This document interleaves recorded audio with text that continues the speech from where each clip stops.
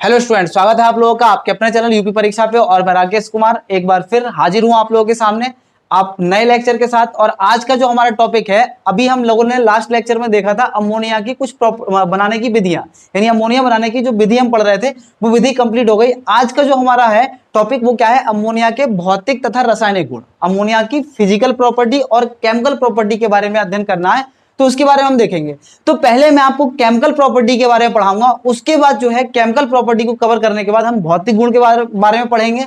भौतिक गुण कवर कराने के बाद मैं आपको उसके कुछ यूजेस जो है, यानी जो उपयोग है अमोनिया के, जो उपयोग है हमारी लाइफ में, अमोनिया किस प्रकार से यूज होता है उसके बारे में पढ़ेंगे। ठीक है, तो पहले मैं आपको केमिकल प्रॉपर्टी पढ़ाता हूं, उसके बाद भौतिक गुण पढ़ाऊंगा, उसके बाद जो है इसके कुछ यूज पढ़ाएंगे, यानी इसका उपयोग क्या है हमारी जनरल लाइफ में, इसका यूज क्या होता है उस यूज के बारे में पढ़ेंगे। ठीक, तो आइए स्टार्ट करते हैं अमोनिया के रासायनिक गुणों के बारे में। तो रासायनिक गुणों में क्या करते हैं जनरली, आपको पता है अमोनिया हमने प्रिपेयर कर ली है, अब प्रिपरेशन हो गई यानी बना लिया है, तो उस अमोनिया का यूज क्या होगा।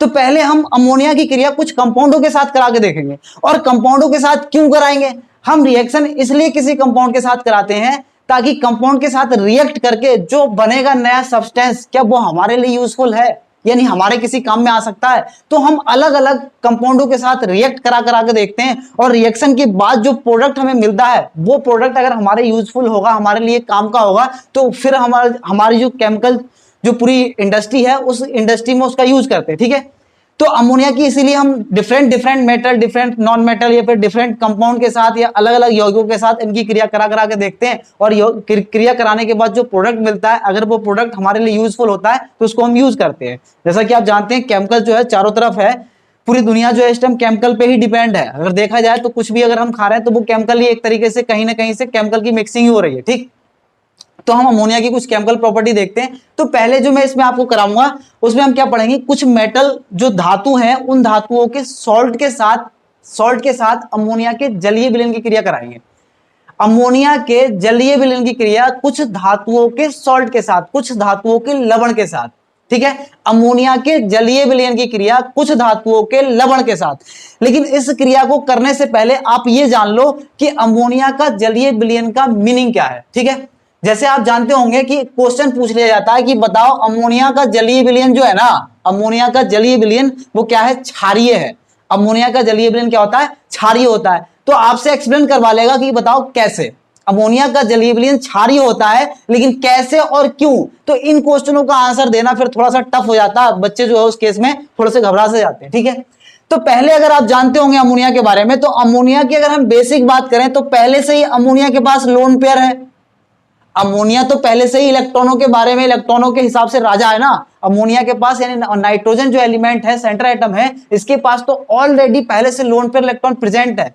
तो लोन पेयर इलेक्ट्रॉन प्रेजेंट होने की वजह से ये तो बेसिक वैसे भी था, ये क्षारीय गुण तो वैसे भी शो करता है। लेकिन कह रहे हैं अमोनिया का जलीय विलयन जो है क्षारीय है और इसमें इलेक्ट्रिसिटी फ्लो होती है। क्यों, तो अमोनिया के पास जो लोन पेयर प्रेजेंट है, अगर आप इसको वाटर के अंदर डिसॉल्व करेंगे, पानी के अंदर इसको डिसॉल्व करेंगे, तो पानी के अंदर डिसॉल्व करने के बाद ये कुछ इस प्रकार का कंपाउंड बनाता है NH4OH। और आपको पता है जो NH4OH जो बनेगा वो NH4OH किसमें टूट जाएगा, NH4+ और OH-। और किसी भी सॉल्यूशन में, किसी भी विलयन में जब OH- की प्राप्ति होती है तो उसको हम क्या बोलते हैं, बेसिक। यानी इसीलिए इसको हम क्या बोलेंगे, बेस। यानी अमोनिया का जलीय विलयन क्या कहलाएगा, बेस कहलाएगा। और ये इलेक्ट्रिसिटी का क्या है, सुचालक, यानी इसमें इलेक्ट्रिसिटी कंडक्ट होती है, बहुत अच्छा सुचालक है। तो सुचालक होने का रीजन भी क्या है, क्योंकि इसके अंदर क्या पाए जाते हैं, इसके अंदर आयन प्रेजेंट होते हैं। इन आयनों की वजह से ये सॉल्यूशन जो होगा क्या होगा, इसमें इलेक्ट्रिसिटी बहुत आसानी से फ्लो होगी। ठीक है, इसमें जो है करंट का फ्लो बहुत आसानी से होगा। तो मैंने आपको बताया कि अमोनिया का जलीय विलयन क्या होता है, अमोनिया का जलीय विलयन क्षारीय होता है और अमोनिया के जलीय विलयन में इलेक्ट्रिसिटी बहुत आसानी से फ्लो होती है, बहुत आसानी से बहती है। ठीक है, सुचालक भी है।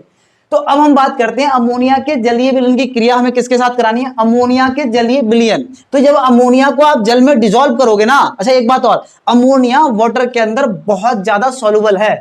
अमोनिया वाटर के अंदर बहुत ज्यादा सॉल्युबल है, इसका मतलब क्या, पानी के साथ इसको बहुत मजे आते हैं। पानी में इसको जैसे डिजोल्व करोगे ना आप, बोले पानी में जाएगा, बोले हाँ, बोले क्यों, बोले क्योंकि पानी के अंदर एक अलग प्रकार का स्टेबलाइजेशन है। बोले कैसा स्टेबलाइजेशन, बोले जब मैं पानी में जाता हूं ना, अगर आप अमोनिया से पूछो कि पानी के अंदर जाओगे नहाने, जैसे कुछ कंपाउंड होते हैं कहते हैं हम पानी में नहीं जाएंगे, बोले क्यों, बोले पानी के अंदर हमें पानी घुसने नहीं देता है। लेकिन अगर आप अमोनिया से पूछें, अमोनिया से कि भाई अमोनिया बताओ पानी में जाओगे, तो अमोनिया बहुत खुशी के मारे कहता है हाँ हाँ हम जाएंगे। बोले क्यों जाओगे, बोले पानी के अंदर जब जाते हैं तो पानी के अंदर H+ और OH- एक तो प्रेजेंट है ही, ऊपर से नाइट्रोजन हमारे पास है, तो नाइट्रोजन और ऑक्सीजन के बीच में जब हाइड्रोजन आता है दुनिया में जब जब, तो एक बॉन्ड बनता है, उस बॉन्ड का नाम है हाइड्रोजन बॉन्डिंग। तो इस केस में अमोनिया और वाटर के केस में यहाँ पे हाइड्रोजन बॉन्ड पाया जाता है, और हाइड्रोजन बॉन्ड पाए जाने की वजह से अमोनिया पानी के अंदर, वाटर के अंदर बहुत ज्यादा हाईली सॉल्युबल है। हाईली सॉल्युबल का मतलब बहुत ज्यादा डिसॉल्व होता है, बहुत आसानी से घुल जाता है, ठीक है, डिसॉल्व हो जाता है। इसीलिए इसको अमोनिया को जब जब आप पूछोगे पानी में जाने की तो बहुत आगे भाग के आता है। इसीलिए पानी के अंदर इसकी सॉल्युबिलिटी जो होती है बहुत ज्यादा होती है, किसकी वजह से, due to hydrogen bond. Hydrogen bonding की वजह से वाटर के अंदर बहुत ज्यादा आसानी से डिसॉल्व हो जाता है, ठीक। तो मैंने क्या बताया, हमें क्या पढ़ना है, अमोनिया के जलीय विलयन की क्रिया कुछ मेटल के, कुछ धातुओं के सॉल्ट के साथ, कुछ लवण के साथ। और सॉल्ट किसको कहते हैं, जो आयनिक फॉर्म में जनरली कंपाउंड पाए जाते हैं उन्हीं को हम क्या कहते हैं, सॉल्ट कहते हैं।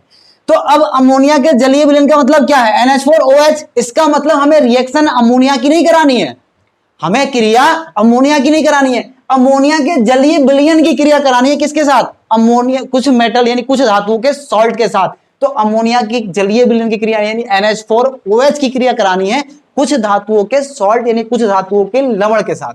तो आइए देखते हैं कौन कौन से ऐसे लवण हैं, यानी कौन कौन से ऐसे मेटल हैं जो सॉल्ट बनाते हैं, और किन सॉल्टों के साथ हमें क्रिया करानी है। ट्रिक के साथ मैं आपको कराऊंगा और बहुत आसानी से ये रिएक्शन हम पढ़ेंगे, ठीक है। आइए देखते हैं।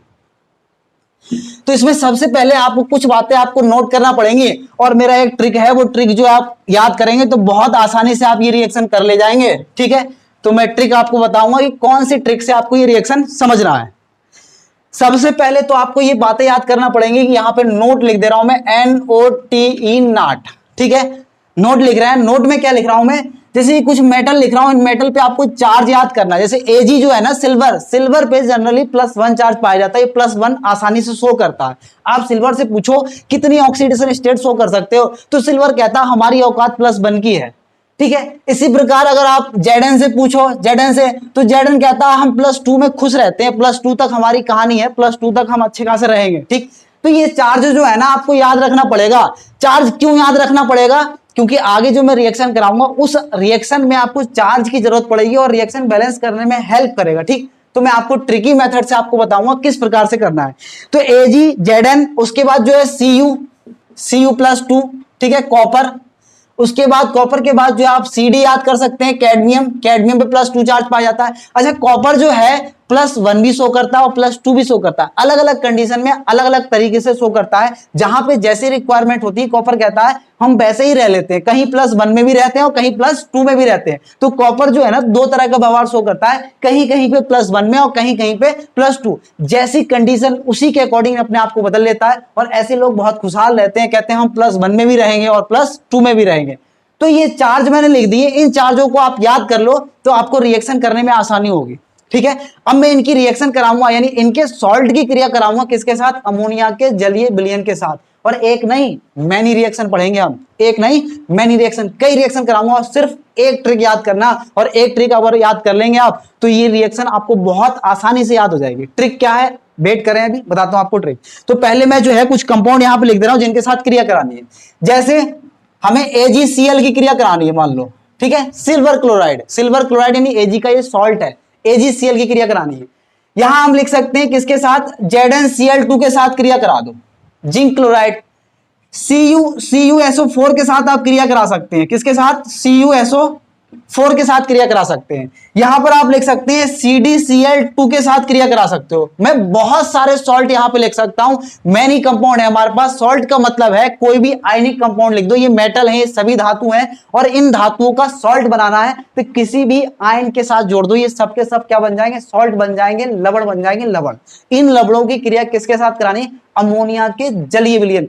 ध्यान रखना, अमोनिया के साथ नहीं, अमोनिया के जलीय विलयन के साथ। और अमोनिया का जलीय विलयन अभी बताया मैंने क्या होता है, NH4OH, यानी अमोनिया के जलीय विलयन का मतलब है NH4OH के साथ क्रिया करानी है। अमोनिया के साथ क्रिया नहीं करानी है, अमोनिया के जलीय विलयन के साथ क्रिया करानी है। और अमोनिया का जलीय विलयन जैसे ही आप लोगे ना, तो अमोनिया के जलीय विलयन में अमोनिया और पानी अलग अलग कभी नहीं मिलेंगे, हमेशा ये फॉर्म मिलेगी हमें NH4OH की। ठीक, तो AgCl की क्रिया करानी है। सेम कहानी यहां पर भी NH4OH की क्रिया, यहां पर भी NH4OH की क्रिया, यहां पर भी NH4OH की क्रिया। इनकी क्रिया करानी है किसके साथ, कुछ मेटल, ये जो कुछ धातु हमने लिखे हैं उनके सॉल्ट के साथ, जैसे AgZnCuCd, इन धातुओं के सॉल्ट के साथ, लवण के साथ। तो अब आप स्टार्ट करिए, आपको अब मैं डायलॉग बताता हूं, वो डायलॉग आपको याद रखना है। और डायलॉग याद रख लिए तो गारंटी के साथ ये रिएक्शन आप याद कर लोगे, और एक साथ आपको 10 रिएक्शन याद होंगी, लगभग 10। ठीक है, एक रिएक्शन नहीं 10। कैसे, तो सबसे पहले हम करते क्या ना, इसमें कुछ कॉम्प्लेक्स कंपाउंड बनते हैं। इसमें क्या बनते हैं, कुछ कॉम्प्लेक्स कंपाउंड बनते हैं। कोऑर्डिनेशन केमिस्ट्री जब आपको पढ़ाऊंगा तो कोऑर्डिनेशन केमिस्ट्री में आपको समझ में आएगा कि कॉम्प्लेक्स कंपाउंड का मीनिंग क्या होता है, जो कॉम्प्लेक्स कंपाउंड बनते हैं उनका मतलब क्या है, वहां कोऑर्डिनेशन केमिस्ट्री में समझेंगे। यहां पर कॉम्प्लेक्स कंपाउंड बनता है, जो ब्रैकेट के अंदर, बड़े बड़े ब्रैकेट के अंदर आपने कंपाउंड देखा होगा ना, उन्हीं यौगिकों को हम कॉम्प्लेक्स कंपाउंड कहते हैं, या फिर आप कह सकते हैं उपसहसंयोजी यौगिक कहते हैं। ठीक, तो वो यहां पर बनते हैं। तो यहां पर हम ट्रिकी मेथड से कैसे याद करेंगे, तो मैंने इसकी एक ट्रिक बना रखी है जनरल। मैं इसको बोलता हूं आगे वाला, इसको बोलता हूं पीछे वाला। ठीक है, इसको आगे वाला, इसके पीछे वाला। अब ये ट्रिक सुनो, अब ट्रिक बहुत आसान है। सबसे पहले एक घर बनाते हैं, सही है, क्या है ट्रिक, सबसे पहले एक घर बनाते हैं, मैंने इसको घर का नाम दिया। सबसे पहले एक घर बनाते हैं, आगे वाले को घर में बिठाते हैं, सही है, आगे वाले को घर में बिठाते हैं और पीछे वाले को बाहर बिठाते हैं। बहुत आसान रिएक्शन है। सबसे पहले एक घर बनाते हैं, आगे वाले को घर में बिठाते हैं और पीछे वाले को बाहर बिठाते हैं। अंदर वाले को अमोनिया सुंघाते हैं और बाहर वाले को, यानी पीछे वाले को जो बाहर है उसको, बाहर वाले को पानी पिलाते हैं।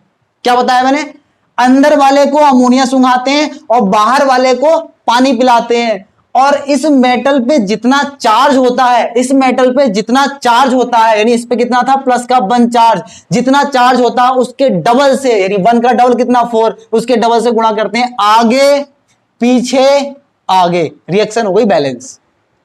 समझ आया।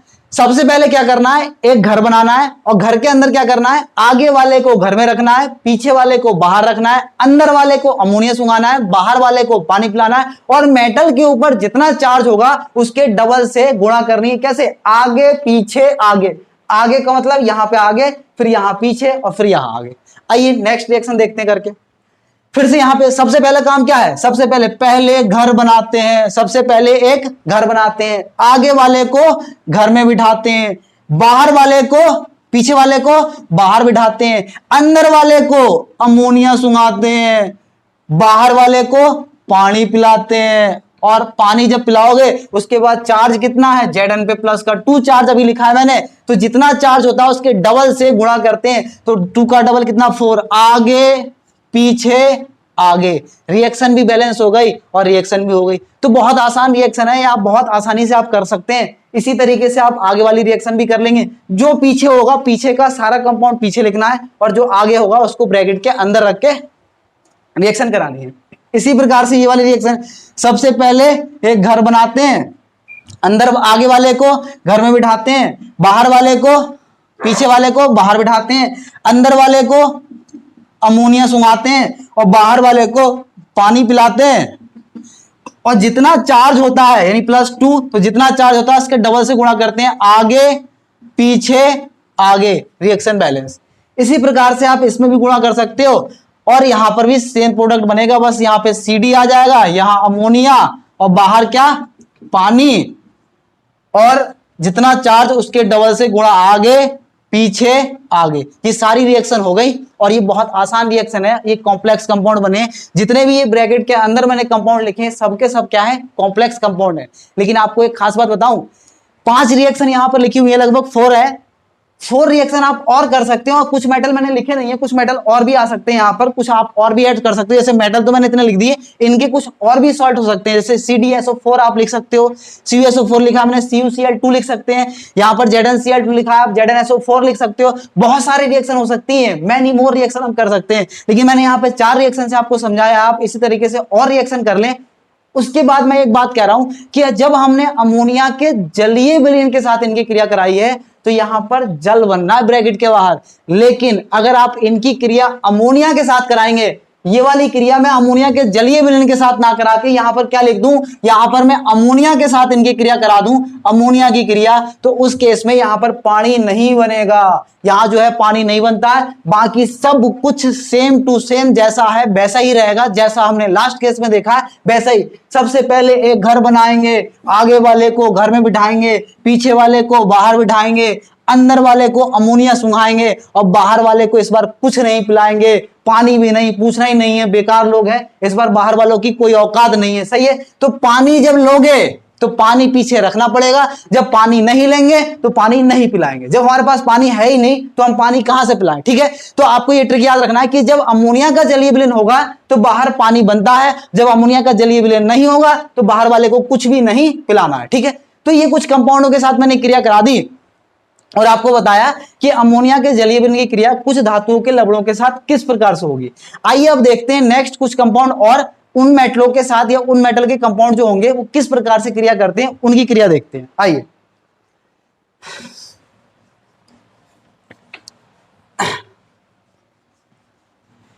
आइए नेक्स्ट देखते हैं अमोनिया के जलीय विलयन की क्रिया। कुछ और कंपाउंड मैंने लिख दिए, जैसे फेरिक क्लोराइड है, फेरिक ट्राइक्लोराइड, एल्युमिनियम ट्राइक्लोराइड और क्रोमियम ट्राइक्लोराइड, इनके साथ, यानी ये मेटल है और मेटल कभी फ्री फॉर्म में नहीं पाया जाता, किसी न किसी कंपाउंड के साथ ही इनकी क्रिया कराते हैं, मतलब किसी न किसी कंपाउंड फॉर्म में होंगे, उसी केस में हम रिएक्शन पढ़ते हैं।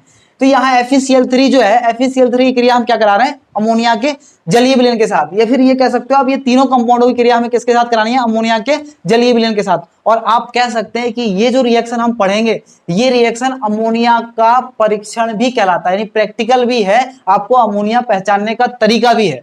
अगर आपसे कोई पूछे अमोनिया का परीक्षण लिखो तो आप इस वाली रिएक्शन को लिख सकते हैं, और इसमें जो रंग आता है उस रंग को याद करने के लिए मैं आपको एक ट्रिक भी बताऊंगा कि ट्रिक कैसे याद करनी, ठीक है। तो आइए इसकी क्रिया कराते हैं, अमोनिया के जलीय विलयन। और अमोनिया के जलीय विलयन की बात जब जब होगी केमिस्ट्री में तो अमोनिया के जलीय विलयन का मतलब अमोनिया से नहीं होता है, क्या लिखते हैं हम यहाँ पे, NH4OH। और ये मैं नहीं कहता हूं, कि अभी हमने लास्ट में पढ़ा है कि NH3 की क्रिया वाटर के साथ कराओगे तो NH3 की फॉर्म में नहीं पाया जाएगा, वाटर के साथ रिएक्ट करके क्या बना लेता है, NH4OH बना लेता है। तो हम NH4OH की क्रिया कराएंगे किसके साथ, FeCl3 के साथ। सेम कहानी यहां पे NH4OH की क्रिया किसके साथ कराएंगे, AlCl3 के साथ। और यहां पर भी NH4OH की क्रिया किसके साथ कराएंगे, उसके साथ, किसके साथ, क्रोमियम ट्राइक्लोराइड के साथ। अब ये रिएक्शन बहुत आसान है, लेकिन इस रिएक्शन से ज्यादा इसमें जो कंपाउंड बनता है उसके कलर की बात होती है, उसके रंग की बात होती है। और रंग की क्यों बात होती है मैं आपको बताता हूं। किसी रिएक्शन में कोई रंग आ जाए, कोई गंध आ जाए, कोई स्वाद आ जाए, या कोई स्पेशल कंपाउंड बने तो उस कंपाउंड को हम क्या कहते हैं, या फिर उस रिएक्शन को हम क्या कहते हैं, उस कंपाउंड का जिसके साथ रिएक्ट करके वो बना है उस कंपाउंड का परीक्षण कहलाता है। तो यहां पर जो कंपाउंड बनेगा, यहां जो कंपाउंड बनने वाले यानी जो प्रोडक्ट बनेंगे उन प्रोडक्टों का कुछ स्पेशल रंग होगा, कुछ कलर होगा, और उस रंग के बेस पे हम बात करेंगे कि यहां पर जो अमोनिया है यानी ये जो कंपाउंड है वो अमोनिया बना, यानी अमोनिया का क्या होगा, परीक्षण होगा, प्रैक्टिकल होगा। तो ये अमोनिया का एक प्रकार का क्या है, प्रैक्टिकल है। तो यहां पर ये रिएक्शन जो है बहुत आसान है, मैं इसको आयनों में तोड़ता हूं, और आयनों में मैं तोड़ूंगा तो आपको साफ साफ दिख रहा है कि ये तीन चीख के कह रहा है, ये वाला जो तीन है ना, ये तीन चीख के कह रहा है कि Fe पे प्लस का 3 चार्ज है, Fe पे कितना है, प्लस का 3 चार्ज है। और यहां पर जो है कुछ नहीं है, तो Cl पे कितना होता है, -1 होता है। ये मुझे नहीं, पूरी दुनिया को पता है कि Cl पे -1 चार्ज होता है जनरली। सेम कहानी यहां जब आप आयनों में तोड़ेंगे तो इसको तो बच्चा भी तोड़ देगा NC क्लास का, NH4 प्लस और OH माइनस। सेम कहानी यहां पर है, जब ये 3 है तो ये 3 चीख के कह रहा है कि Al पे कितना चार्ज, प्लस का 3 चार्ज, और Cl पे कितना, माइनस का। और यहां तो आप जानते ही हैं NH4 प्लस और OH माइनस। सेम कहानी यहां +3 Cl माइनस, NH4 प्लस और OH माइनस, सही है। अब आपको पता है, क्या पता है कि प्लस वाला माइनस के साथ, आयनिक रिएक्शन जो होती है ना बहुत आसान होती है, तो ये आयनिक रिएक्शन है, प्लस वाला किसके साथ रिएक्ट करेगा, माइनस के साथ, और माइनस वाला किसके साथ रिएक्ट करेगा, प्लस के साथ। तो यहां जो बनेगा वो क्या बनेगा, फेरिक हाइड्रोक्साइड बनेगा, FeOH का होल थ्राइस। सेम कहानी यहां प्लस वाला जब OH के साथ रिएक्ट करेगा तो यहां बनेगा एल्युमिनियम ट्राईहाइड्रोक्साइड, AlOH का होल थ्राइस, और यहां पर भी क्या बनेगा, CrOH का होल थ्राइस। बाकी क्या बचा, यहां पर Cl बचा और यहां NH4 बचा, तो यहां क्या बनेगा, NH4Cl, और यहां भी क्या बनेगा, NH4Cl, और यहां भी क्या बनेगा, NH4Cl। इसका नाम है फेरिक हाइड्रोक्साइड, इसका नाम है एल्युमिनियम ट्राईहाइड्रोक्साइड, और इसका नाम है क्रोमियम ट्राईहाइड्रोक्साइड। हमें नाम में कोई इंटरेस्ट नहीं है, कोई मतलब नहीं है, लेकिन इस कंपाउंड की जो कहानी है ना, जो ये कंपाउंड बने हैं, इन कंपाउंडों का एक स्पेशल रंग है, एक कलर है, रंग की वजह से ये रिएक्शन इंपॉर्टेंट है। और इंपॉर्टेंट क्यों है, क्योंकि जो रंग आएगा तो उससे इस बात का प्रूफ हो जाएगा कि हमने जो क्रिया कराई है वो अमोनिया के जलीय विलयन के साथ कराई है, यानी जो कंपाउंड है वो क्या है, अमोनिया है, यानी ये परीक्षण हो जाएगा, प्रैक्टिकल हो जाएगा, अमोनिया पहचानने में हेल्पफुल होगा हमारे लिए। अब रंग कैसे याद करें, इन कंपाउंडों का रंग क्या होता है, तो उस रंग को आपको याद करने के लिए एक ट्रिक याद करना होगा, और वो ट्रिक क्या है, वो ट्रिक है, उस ट्रिक का नाम है बेवफा गर्ल। क्या है ट्रिक, बेवफा गर्ल। तो बेवफा का मतलब है, बी जो लिखा है ना मैंने, बी का मतलब है इसका कलर जो होगा वो क्या होगा, ब्राउन, ठीक है, ब्राउन यानी भूरे रंग का। बफा का मतलब क्या है, डब्लू है, डब्लू का मतलब क्या होगा, व्हाइट, और यहां जी आया यानी गर्ल का मतलब क्या है, ग्रीन, यानी जी का मतलब ग्रीन, तो ये ग्रीन कलर का होगा, ये ब्राउन कलर का, ये व्हाइट कलर का, ये ग्रीन कलर का। तो आपको इससे रंग याद रहेगा, और रंग याद रहेगा तो आपसे अगर पूछा जाए एग्जाम में, ये पूछा जाए कि अमोनिया का परीक्षण लिखो, तो अमोनिया के परीक्षण में आप ये वाली रिएक्शन लिख सकते हैं। और ट्रिक क्या है, बेवफा गर्ल यानी बेवफा लड़की, ठीक है।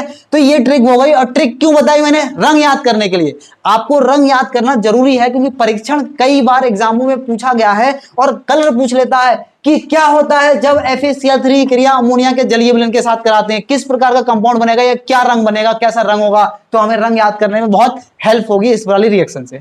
तो ये रिएक्शन मैंने करा दी, आपको ये रंग याद करने के लिए ट्रिक भी बता दी, आप ट्रिक याद रखें, बेवफा गर्ल, सही है।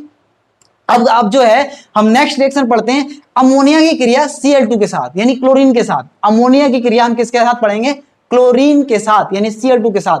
लेकिन इसमें जो एक इंपॉर्टेंट बात है कि जब अमोनिया की क्रिया कराते हैं तो ये जनरली दो प्रकार से होती है। अमोनिया की क्रिया Cl2 के साथ जब कराते हैं तो ये दो प्रकार से होती है, एक बार अमोनिया की अधिकता में और एक बार Cl2 की अधिकता में। एक बार हम अमोनिया की मात्रा ज्यादा लेंगे, Cl2 की मात्रा कम लेंगे, एक बार Cl2 की मात्रा ज्यादा होगी, अमोनिया की मात्रा कम होगी।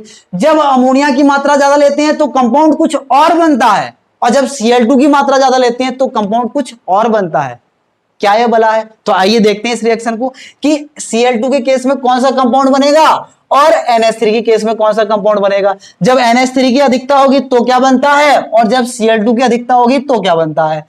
जब Cl2 लेंगे ज्यादा तो क्या बनेगा, और NH3 लेंगे तो क्या बनेगा। देखिए दो केस हैं, एक NH3 और Cl2 की क्रिया करानी है, और दूसरी भी जो क्रिया है वो किसी और के साथ नहीं है, NH3 और Cl2 के साथ ही है। लेकिन जब अमोनिया की अधिकता ज्यादा होती है तो उस केस में जो कंपाउंड बनता है वो यहां बनता है N2 और साथ में बनता है NH4Cl। यहां क्या बन जाता है, NH4Cl। देखिए जब NH3 की अधिकता होगी तो यहां क्या बनता है, N2 और NH4Cl, N2 और NH4Cl। और जब Cl2 की अधिकता होती है तो यहां बनता है NCl3 और साथ में बनता है HCl। बस इतना अंतर है। इस वाले केस में जब अमोनिया की अधिकता होगी, नाइट्रोजन की अमोनिया की अधिकता होती है तो उसमें केस में जो बनता है नाइट्रोजन डाइनाइट्रोजन गैस बनती है और साथ में बनता है NH4Cl। लेकिन जब Cl2 की अधिकता लेते हैं तो उस केस में क्या बनता है, NCl3 और HCl। NCl3 जो है ना, नाइट्रोजन ट्राइक्लोराइड, ये है विस्फोटक। क्या है, विस्फोटक, धमाका हो जाता है यहां पर, यानी विस्फोटक बन गया। इसलिए ये रिएक्शन क्या है, इंपॉर्टेंट। अगर आपको विस्फोटक बनाना है तो Cl2 की मात्रा बढ़ा दो, लेकिन आपको नाइट्रोजन गैस बनानी है तो उस केस में अमोनिया की मात्रा बढ़ा दो। अमोनिया की मात्रा बढ़ाने का मतलब क्या है, यहां पर अमोनिया के ज्यादा मॉलिक्यूल यूज होंगे और जो है Cl2 के मॉलिक्यूल कम यूज होंगे। आप रिएक्शन बैलेंस करोगे तो आप बैलेंस करने पे आप खुद समझ जाओगे कि रिएक्शन बैलेंस करने पे किस प्रकार से ज्यादा कौन हो जाएगा। तो मैं रिएक्शन बैलेंस कर दे रहा हूं आपके, ठीक है। रिएक्शन बैलेंस रिएक्शन नहीं लिखी, मैं रिएक्शन बैलेंस्ड करके लिखी। इसकी बैलेंस रिएक्शन जब लिखेंगे तो इसका कोड जो है, कोड आप याद रखें, इसके लिए कोड जो है वो क्या है 83, यानी यहाँ पे 8 और यहाँ पर 3।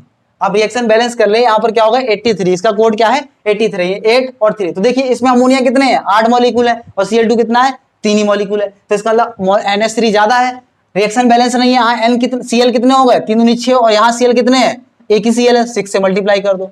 अब N चेक करो 8 इधर है, इधर N कितने हो गए 6 और 2 8, H चेक करो 8 3 24 और इधर H कितने हैं 6 चौक 24, रिएक्शन हो गई बैलेंस। सेम केस आप यहाँ पे भी बैलेंस कर सकते हो, यहाँ पे 3Cl2 ले लो और 3Cl2 जैसी लोगे तो यहाँ पर Cl2 6 होगा, यहाँ Cl कितने हैं 3 और 1 4, 2 की कमी है 3 है तो 3 से गुणा कर दो। इधर H कितना है 3, इधर भी H कितना है 3, यहाँ N कितना है 1, यहाँ भी N कितना है 1, तो ये रिएक्शन बैलेंस हो गई। ठीक है, तो ये बैलेंस रिएक्शन मैंने लिख दी है। जब अमोनिया की मात्रा ज्यादा तो N2, जब Cl2 की मात्रा ज्यादा तो NCl3, तो ये रिएक्शन भी कंप्लीट हो गई। तो अब जो है हमें जनरली नाइट्रोजन की जो केमिकल प्रॉपर्टी थी वो लगभग कंप्लीट हो गई है। कुछ रिएक्शन अगर रह गई होगी तो मैं नेक्स्ट लेक्चर में कवर कर दूंगा। अब जो है हम अमोनिया की कौन सी प्रॉपर्टी देखते हैं, अमोनिया की फिजिकल प्रॉपर्टी के बारे में बात करते हैं कि अमोनिया का फिजिकल नेचर किस प्रकार का है। तो इसकी फिजिकल प्रॉपर्टी के बारे में कुछ पॉइंट आपको याद होना चाहिए। देखिए अमोनिया की भौतिक गुण की अगर बात करें तो अमोनिया जो है मोस्ट कॉमर्शियल यानी इंडस्ट्री में जो है बहुत ज्यादा यूजफुल है, बहुत ज्यादा यूज होता है अमोनिया का। तो अमोनिया जो है जनरली जो है ये लिक्विड फॉर्म में अगर पाया जाए या फिर गैसेस फॉर्म में पाया जाए तो ये कलरलेस गैस होती है, इसमें कोई कलर नहीं होता, इसका कोई रंग नहीं होता है, गैस है जिसमें तीखी गंध आती है। कैसी गंध, तीखी गंध आती है। और जो ये है वाटर के अंदर हाईली डिजोल्व है, वाटर के अंदर हाईली डिजोल्व है। डिजोल्व का मतलब है ये वाटर के अंदर आसानी से घुल जाता है। क्यों घुलता है इसका रीजन मैंने थोड़ी देर पहले ही बताया था। वाटर के अंदर जो है ये हाइड्रोजन बॉन्डिंग करता है वाटर के साथ, वाटर के मॉलिक्यूल के साथ अमोनिया जो है एसोसिएट होके क्या करता है, हाइड्रोजन बॉन्डिंग करता है, क्योंकि वाटर के अंदर ऑक्सीजन है और अमोनिया के अंदर क्या है, नाइट्रोजन। तो ये आपस में बॉन्डिंग कर लेते हैं। कौन सी bonding, hydrogen bonding. Hydrogen bonding की वजह से ये वाटर के अंदर हाईली डिसॉल्व है, हाईली सॉल्युबल है। लेकिन अगर मैं इस पे प्रेशर और टेम्परेचर के इफेक्ट की बात करूं कि अगर हम इसको डिसॉल्व कर रहे हैं तो अगर प्रेशर को बढ़ाए तो इसकी सॉल्युबिलिटी जो होती है वो बढ़ती है, लेकिन अगर टेम्परेचर को बढ़ाएं तो इसकी सॉल्युबिलिटी जो होगी वो क्या होगी, घटेगी। जैसे मैं अमोनिया को किसके अंदर, वाटर के अंदर डिसॉल्व करूं, NH3 को पानी के अंदर डिसॉल्व करें, तो मैंने दो केस कहा। मैं कह रहा हूं कि अगर प्रेशर बढ़ाएं तो इसकी सॉल्युबिलिटी बढ़ेगी। क्यों, क्योंकि अमोनिया को आप डिसॉल्व करेंगे ऊपर से नीचे, ऊपर से दबाएंगे, जब दबाएंगे तो ये दबेगा, मॉलिक्यूल ज्यादा क्लोज आएंगे तो हाइड्रोजन बॉन्डिंग स्ट्रांग होगी। लेकिन अगर आप इसको नीचे से गर्म करोगे, इसको नीचे से गर्म करोगे तो गर्म करने के केस में तो बॉन्डिंग टूटेगी ना, जो हाइड्रोजन बॉन्डिंग होती भी होगी वो भी ब्रेक हो जाएगी। तो ब्रेक होने के केस में टेम्परेचर का इफेक्ट अगर देखें तो टेम्परेचर इंक्रीज करने से सॉल्युबिलिटी क्या होती है, डिक्रीज होती है, लेकिन प्रेशर इंक्रीज करने से सॉल्युबिलिटी यानी विलेयता जो है इंक्रीज होती है। तो इसमें अमोनिया की अगर हम भौतिक गुण की बात करें तो अमोनिया क्या है, तीखी गंध वाली गैस है। अगर इसको अगर आपके आंख के कांटेक्ट में आए तो इसमें से आंसू निकलने लगता है, आंखों में से क्या आता है, आंसू निकलने लगती है। और अमोनिया जो इसमें तीखी गंध आती है, बहुत तीखी गंध, तेज गंध होती है, आप जनरली इसके कांटेक्ट में लॉन्ग टाइम तक रह नहीं सकते। और कलरलेस गैस है। कैसी गैस है, कलरलेस है और हाईली सॉल्युबल है वाटर के अंदर। और ये जो है ना, इनके बीच में अमोनिया के मॉलिक्यूल के बीच में भी हाइड्रोजन बॉन्डिंग होती है। क्यों, क्योंकि नाइट्रोजन के बीच में जब हाइड्रोजन आएगा तो अमोनिया वाले केस में भी हाइड्रोजन बॉन्डिंग होगी, जिसकी वजह से ये नॉर्मल रूम टेम्परेचर पे जो है किस फॉर्म में पाया जाता है, लिक्विड की फॉर्म में पाया जाएगा। ठीक, तो इसके फ्रीजिंग और बॉइलिंग पॉइंट की बात करें तो फ्रीजिंग पॉइंट की अगर हम बात करें तो इसका फ्रीजिंग पॉइंट जो है, इसका फ्रीजिंग पॉइंट या फिर बॉइलिंग पॉइंट की बात करें, इसका बॉइलिंग पॉइंट जो है -43 डिग्री सेंटीग्रेड है और इसके फ्रीजिंग पॉइंट की बात करें तो -78 डिग्री सेंटीग्रेड है। यानी ये फ्रिज जो होता है वो कितने पे होता है, 78 डिग्री सेंटीग्रेड पे, लेकिन बॉयल जो होता है वो कितने पे होता है, -43 डिग्री सेंटीग्रेड पे। यानी फ्रीजिंग पॉइंट और बॉइलिंग पॉइंट दोनों चीजें मैंने बता दी। इनका कलर जो है कलरलेस है और इसमें स्मेल आती है, बहुत बुरी स्मेल, अमोनिकल स्मेल भी बोलते हैं इसको, अमोनिया की जैसी गंध आने वाली। तो ठीक, तो ये अमोनिया की कुछ भौतिक प्रॉपर्टी थी, फिजिकल गुण है, भौतिक गुण है, जो कि ज्यादा मतलब ऐसा नहीं कि बहुत ज्यादा भौतिक गुणों के बारे में आपको पढ़ना है। कुछ बेसिक एक दो पॉइंट आप याद कर सकते हैं कि इसका नेचर कैसा है। अच्छा, इसके अमोनिया के जलीय विलयन के बेसिक नेचर मैंने पहले ही बता दिया। अमोनिया जो है बेस होता है, क्षारीय गुण इसका मैंने पहले ही आपको एक्सप्लेन किया था, क्योंकि इसके पास लोन पेयर पाया जाता है इसकी वजह से। ठीक, तो आज के लिए इतना काफी है, मिलते हैं हम नेक्स्ट लेक्चर में। अब जो हमने अमोनिया के बारे में केमिकल प्रॉपर्टी भी पढ़ ली और फिजिकल प्रॉपर्टी के बारे में पढ़ लिया। अब जो है नेक्स्ट कंपाउंड हम देखेंगे अमोनिया, यानी नाइट्रोजन का जो है हमने कौन सा पढ़ लिया, नाइट्रोजन के ऑक्सी एसिड की बात कर ली, नाइट्रोजन के हाइड्राइडो की बात कर ली। अब नाइट्रोजन के हम ऑक्साइडो की बात करेंगे, जो ऑक्साइड बनाता है नाइट्रोजन, या फिर नाइट्रोजन डाइऑक्साइड जो गैस है, नाइट्रोजन डाई नाइट्रोजन जो गैस है उसके बारे में पढ़ेंगे। तो कुछ कंपाउंड नाइट्रोजन के और रह गए, उनको पढ़ने के बाद हम फास्फोरस के कंपाउंडों की तरफ अपना रुख करेंगे। ठीक, तो नाइट्रोजन के भी कुछ कंपाउंड और रह गए, इन कंपाउंडों को कंप्लीट करने के बाद हम फास्फोरस के कंपाउंडों को पढ़ेंगे। और जब नाइट्रोजन और फास्फोरस के कंपाउंडों को पढ़ लेंगे तो उसके बाद हमारे नाइट्रोजन फैमिली जो नाइट्रोजन परिवार है पूरी तरीके से कंप्लीट हो जाएगा। उसके बाद हम कहां बढ़ेंगे, फिर बढ़ेंगे हम ऑक्सीजन फैमिली की तरफ।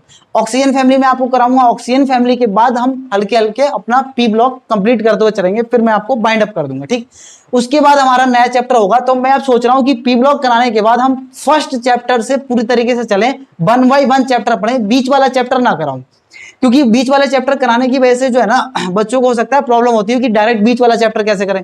तो मैं आपको सॉलिड स्टेट जो पहला चैप्टर है, सॉलिड स्टेट, फिर सॉल्यूशन, फिर chemical kinetics, electrochemistry, first chapter से लेके लास्ट चैप्टर तक लेके जाऊंगा और एक एक चैप्टर के बारे में हम डिटेल में स्टडी करेंगे। एक्स वाई जेड जितनी भी चीजें हो सकती हैं सभी के बारे में एक्सप्लेन करेंगे। ठीक, तो मिलते हैं नेक्स्ट लेक्चर में नए टॉपिक के साथ।